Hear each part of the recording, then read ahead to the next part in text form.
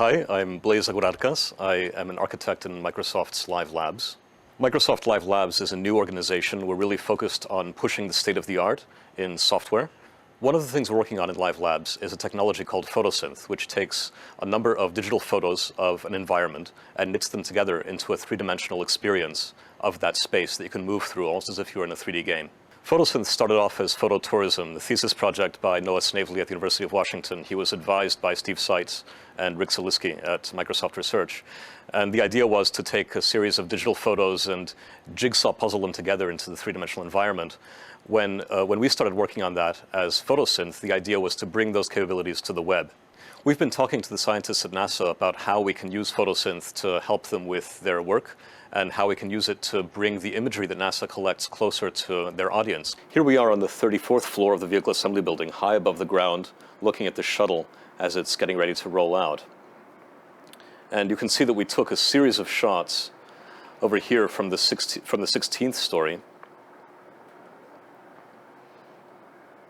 And these show the body of the shuttle.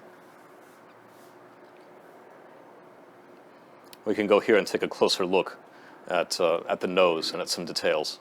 Here's an overview of the entire environment. You can see the vehicle assembly building and the road that the crawler moves along to bring the space shuttle to the launch pad. If we turn on cameras, then you can see how we took a bunch of photos from the top of the vehicle assembly building. Going to the roof, we get a good view of the road, and out there at the edge of the screen, you can see the launch pad about 4 miles away. Here Endeavour is on the pad just after being dropped off by the crawler. And as we cycle around and get another point of view, we can see the vehicle assembly building in the background. And just to get a sense of the scale of this environment, we can start to dive in and look at details. And over here we can find somebody at work on the gantry right next to the shuttle. This is really all about exploring. Soon it'll be possible to use PhotoSynth to knit together your own photos and create environments out of spaces that you photograph yourself. To explore these NASA environments yourself, go to labs.live.com.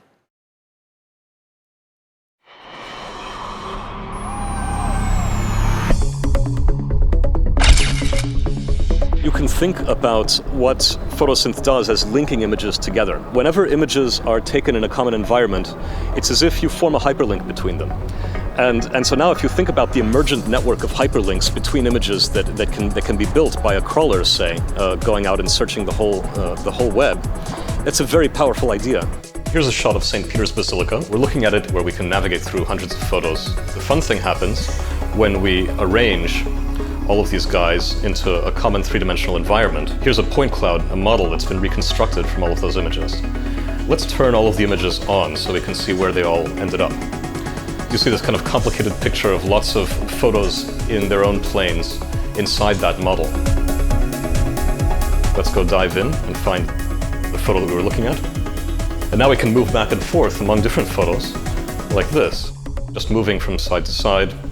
These white boxes that are now appearing on the screen are showing where photos were taken. So for example, if we want to close up over here, we click on that, and you see that everything is registered perfectly with the three-dimensional model.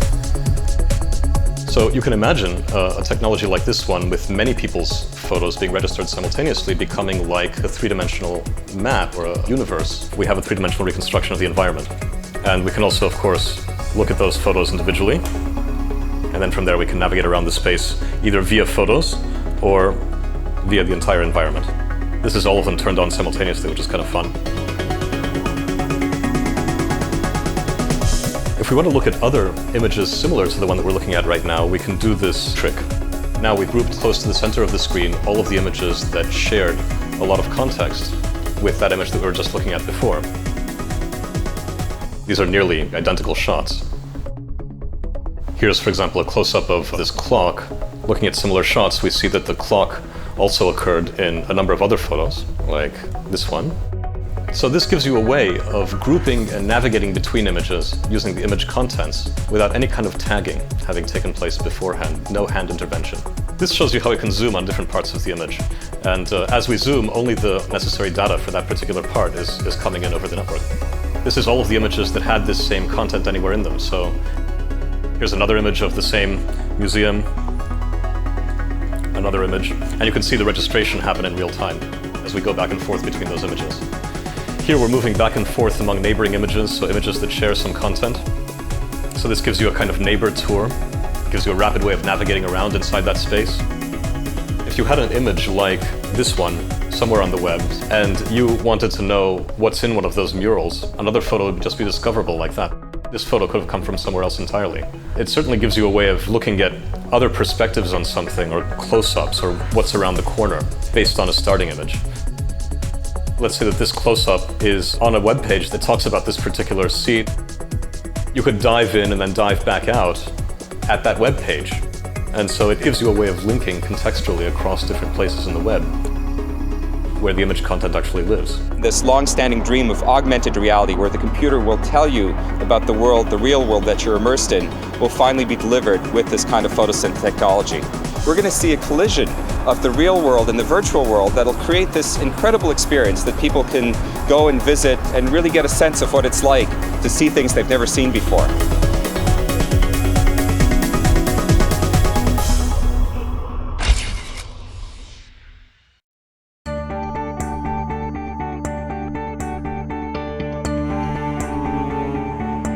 In Narnia, there's this idea of a world that connects all other worlds. And there are these shallow pools that you can dive into, and then you're in another world and you dive back out. I've been reading a lot of Narnia to my son lately.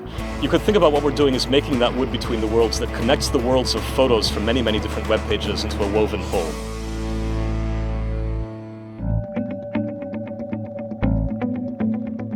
Live Labs really started as a vision for getting products out there quickly, doing rapid prototypes, new ideas, new technologies, and releasing them rapidly and responding rapidly. We decided we'd try to prototype some things. So we took some photo collection, and eventually something clicked that looked very compelling. The people in Live Labs, the Sea Dragon team, got really fired up, and they've been working day and night to turn this into something that really scales up to all of the world's photographs. Live Labs wants to advance the state of the art for the internet, both in terms of building better products, but also in terms of doing better research. PhotoSynth in some ways is a poster child for the sort of things that we want to do within Live Labs. It is a really fine example of a project that has really interesting potential in terms of its scientific impact, its technology impact, its product impact, its business impact, and its strategy for how we think the internet will evolve. PhotoSynth is also a really great story in terms of how lots of different teams can come together in a short period of time, do something that's really groundbreaking. It would not have been possible without participation from MSR, from the PIX team, from University of Washington, from Virtual Earth. All of these different teams were instrumental in being able to produce the technology preview that we have today. We started with some collections that I had originally gathered on my travels, and what you do is you have the computer figure out how the photos relate to each other. You're basically flown into a three-dimensional world which is full of photographs, and you can click on individual photos that look very interesting. Or you can take like an automated tour where someone's pre-scripted it, so they basically show you the things, the historic buildings you want, or the good aspects of the motorcycle you're trying to buy. So you can do it either more like a slideshow or more like a computer game. And so it's very much like floating in a world full of images, and people generally figure it out without any instruction. One web page that has a picture of a hotel that I once stayed in, I can now dive into that picture and be there. And if I see some other venue that's interesting on that town square, I can dive into that picture, come out on the web page that image took place in. The interesting part, of course, is what could happen if all of my images were indexed with everybody else's. If I just have one particular shot of a place, I don't know exactly where it is, I could actually find out where that was taken, who else photographed it. I could walk around that environment, look at it from other angles. Once we can take all of the world's photos and organize them in 3D, you could now navigate the streets of Paris and then go into a PhotoSynth tour of a particular handbag store in Paris, right? Or preview a restaurant and see what the chefs are doing when they're cooking. The ultimate dream is that we're going to merge the real world and the virtual world into a kind of experience where it's totally seamless. So the idea of using your own photo collection as a kind of entry point into the world, every one of your photos that's taken in an environment with any kind of recognizable landmarks becomes like a wormhole that you can jump through and use to explore everybody else's photos who's also been there and who's taken pictures in that environment. That's a pretty powerful idea. Live Labs isn't necessarily about what Live Labs is capable of doing. It's more about what Live Labs can do in conjunction with other people from both within Microsoft and outside of Microsoft in terms of partnerships, to do things that in some sense that are bigger than any one group.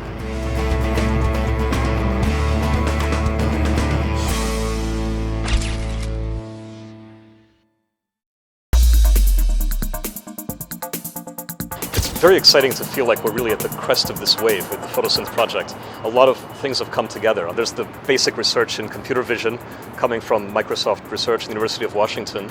And there's this hunger and entrepreneurial spirit that we certainly had at Sea Dragon, and that Live Labs also has, really as a startup inside Microsoft.